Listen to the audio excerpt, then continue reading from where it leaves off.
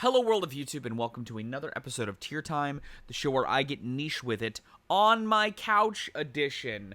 This is a video I've been sitting in the back pocket for a little bit. I honestly wanted to drop it a couple different times, just when it came to pulling it together, my motivation really started to take a tank. Not because I don't think it's an interesting subject, or I don't feel like I have some interesting thoughts about the subject, but if you couldn't tell by my really sporadic posting and the fact that even like my Monday slot has been in flux, I've just been going through a lot over the last handful of months. Honestly, it's coalescing into evening out to some degree, and hopefully throughout June I'll sort of use this month to tailor my schedule back into my ideal format. But as it stands, Pokemon's dropping tomorrow because I had an especially rough weekend and could not pull it together, and am going to finally do the tier time I've been wanting to do on Coheed and Cambria's multi-suite songs. Multi-suite songs are a big component of prog rock. Many prog bands write songs that are like a big song broken up into many different parts. I've thought about doing this subject for different bands. If you'd like to see me do this just grand evolving list on this show, let me know in the comments down below. But Coheed and Cambria in particular are sort of an interesting entity within prog rock as it stands, because most of their albums all tie into this grand concept, and the multi-suite songs are a moment where they get to go whole hog on being a big concept band. My goal when it comes to this particular video is to actually do something I don't plan on doing super intimately when I sit down to do a Coheed discography review someday, and that's talk about the lore more. The lore component of Coheed and Cambria is not something that I would say I care as much about, and that is the band's ability to bridge their deeper concepts and larger mythos with the average listener by having these infectious rock songs that lyrically just strike an emotional core, given that it acts as a piece of the puzzle and gives the listener a chance to dive deeper if they so choose. Usually a lot of my favorite records of theirs, and I won't be talking about that super in depth in here, it's mostly going to be focusing on the multi-suite songs, is the balance they strike of that sort of deep lore with songs that like just really tear the roof down, so to speak. And as far as the criteria with which I'll be placing the 5 multi-suite songs the band has done across their career, which I'll be doing in chronological order, ending with the newest one from the father of all make-believe, is 1, do I think that its place within the greater lore and mythos is interesting? Do I think that the song is great within the record itself? Like, is it placed nicely within the record that it lies on? Do I think that it's interesting to listen to? Do I think the songs are good themselves?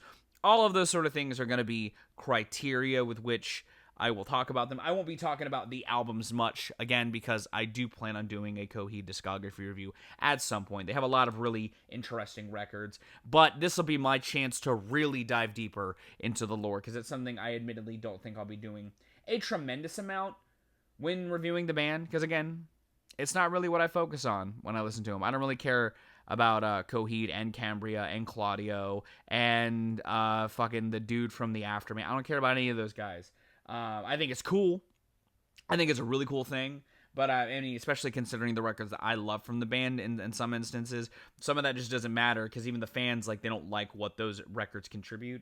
So, c'est la vie. That being said, we are going to start with, and keeping secrets of silent, our 3's multi-song suite, the 3-piece Camper Valorium songs. 3 songs that, when it comes to where they are on the record, are probably the best placed ones in the entire ranking. Sandwiched between Favor in the House Atlantic and Blood Red Summer. Phenomenal idea. It is like a great encompassing of the strengths of the band working. But that also being said, the 3 songs are fucking ragers. I love the sort of pop-punk inspired sounds of Blood Red Summer, pivoting into a much more rock-driven energy within Faint of Hearts, a song that has this dark, murderous squabble between Claudio and Al the Killer. And it's a sort of flowering out that starts with their squabble and the sort of rippling effects and deeper dive into the killer themselves that I think coalesces into a really good back end of the record moment that I think helps enrich the back end with some proggery that was sort of done in the earlier components of the record, but again, just lets the record really go the distance with it before rounding out with more prog worship, but like still that same more straightforward songwriting that actually closes the album out. But as it stands, when it comes to the rankings, this might be the highest ranked one that I'll put in here. But it is like a fantastic three-piece. I think Back End of Forever comes in after Faint of Hearts and adds an eerie underbelly that I think lends to the dramatics of the conflict. I think that the organ in that song adds a really nice flavor. There's a nice groove the band hits with the chorus of that song that I think is just absolutely mint. Love this three-piece. Think that it's really good. I think that like when it comes to embodying what makes a multi-suite song interesting and but still succinct within the album's track listing, you almost can't get better than this. I do really admire this, and I think that it fits well within the band's ideologies and sonic palette that they were especially working with here. That gotta give it the S. Gotta put it in the S tier. Super great shit. Now, when it comes to the Willingwell suite on Good Apollo and Burning Star 4 From Fear Through the Eyes of Madness, we get a showcasing more of what the multi-suite songs are going to sort of represent with an album and its sequencing, and that it's going to be the big bombastic finale. I will also say that the one on this album might be the best of the three that they've done in that with that purpose.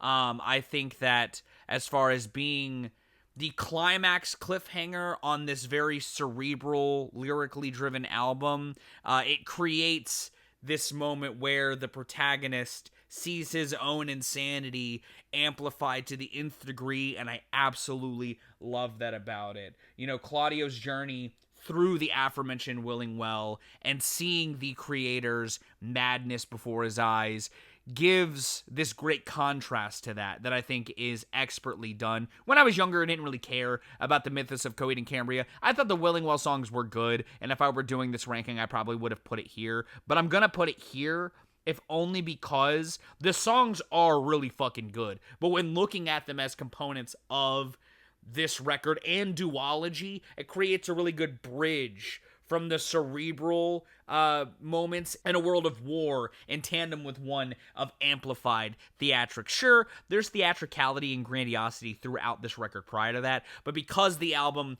takes this step forward by its end into a bigger world, I think that the Willingwell suite is just sublime.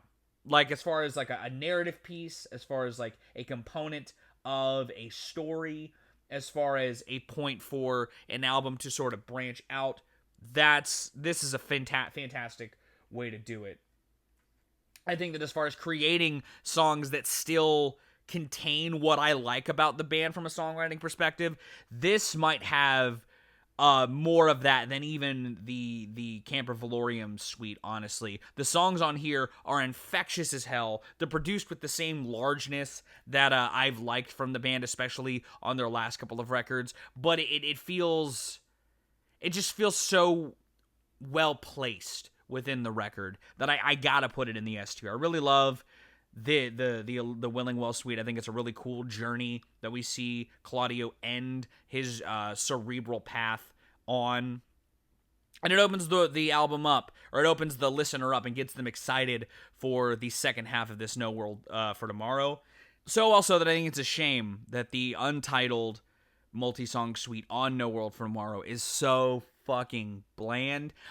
Again, spoilers, don't really like this album as much as these two. But I will say, outside of a couple of the other highs from No World for Tomorrow, the multi-song suite is maybe the best part of the record. It seems to act as sort of a resolve. It's a point where this big climax sort of coalesces to a conclusion, but I just don't think that conclusion ends especially with anything all that strong. It starts really well. I love the sort of intro of Fall of the House of Atlantic through the end complete. I think that Radio Bye Bye is a really catchy song in the same vein as some of the highs on No World for Tomorrow. And what I liked about some of the parts of the multi-song suite from Fear Through the Eyes of Madness, but I don't think it's that good of a song. I don't think it's as strong of a song, I should say. It has this very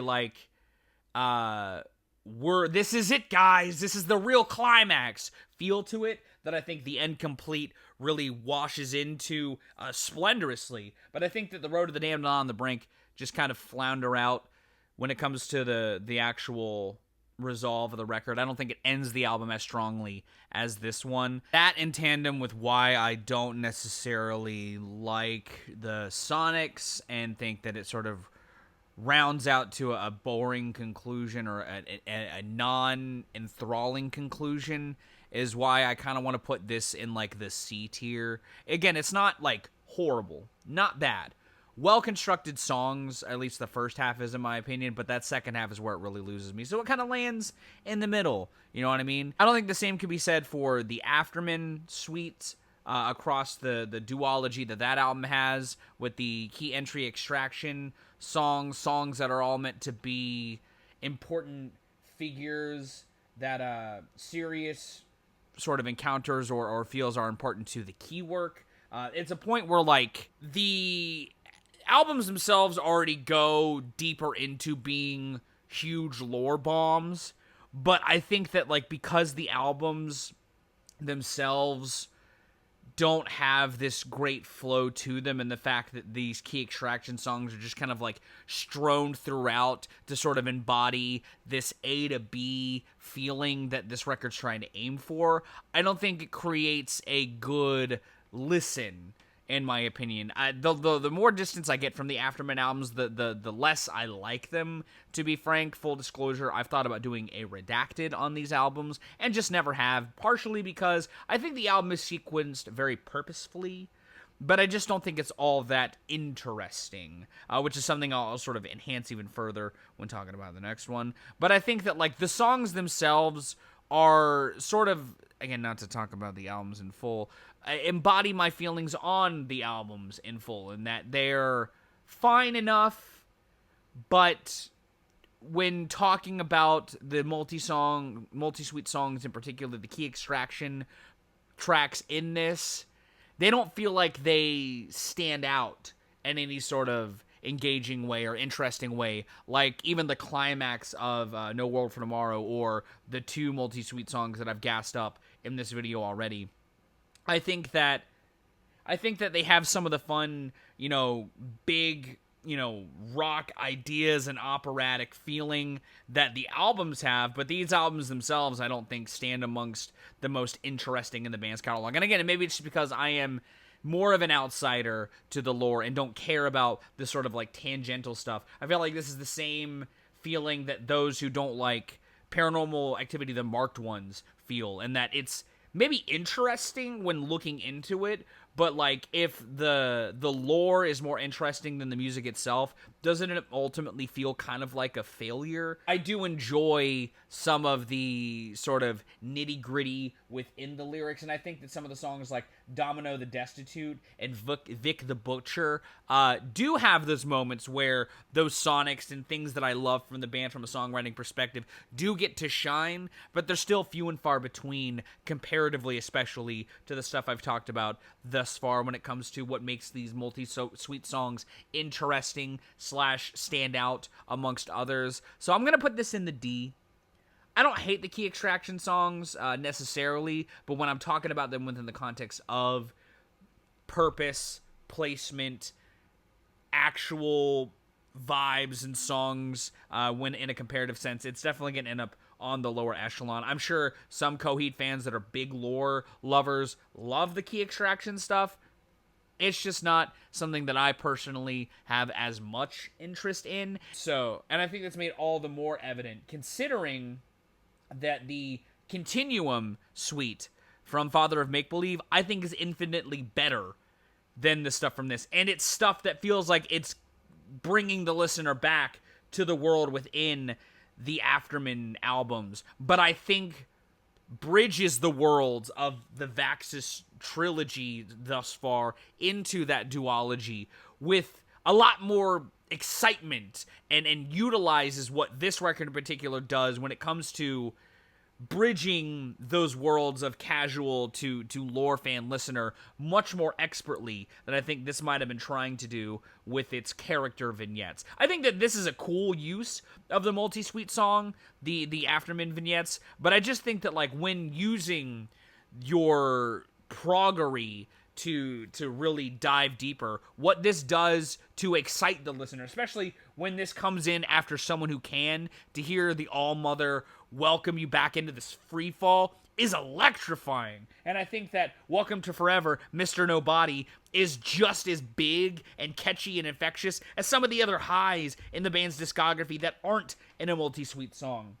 And I think that like that weaving throughout the flood and tethered together further creates better interest for me as a listener to Sirius and his journey than what this was trying to do as a record. You know, when this accomplishes what this record was trying to do in a much more engaging fashion, it makes this feel all the more like a failure in comparison.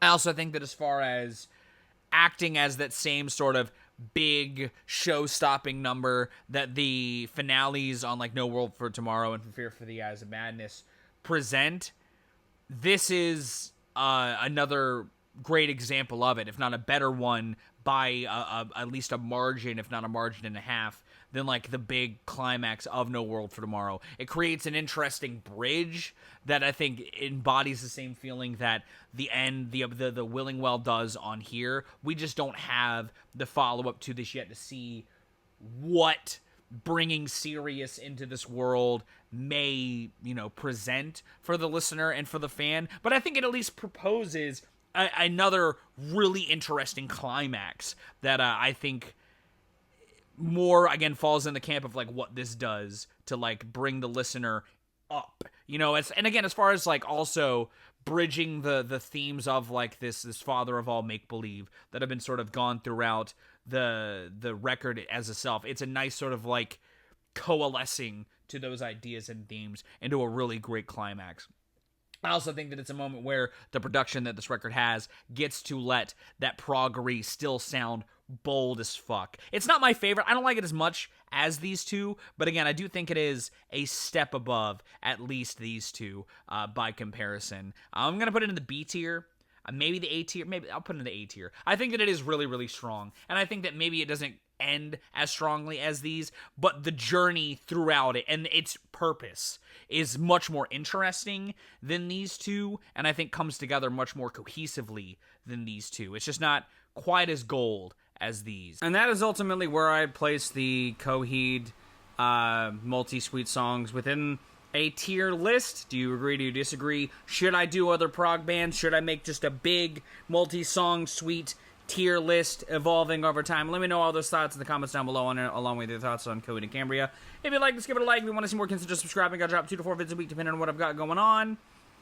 I've got a heftier week this week because, again, shit went on last week. Just didn't pull everything together I wanted to. But hopefully you're excited for it. I'm going to go out and viral rack you guys with these situations. Thank you for getting me to 1,800 subscribers, and I'll see you another day.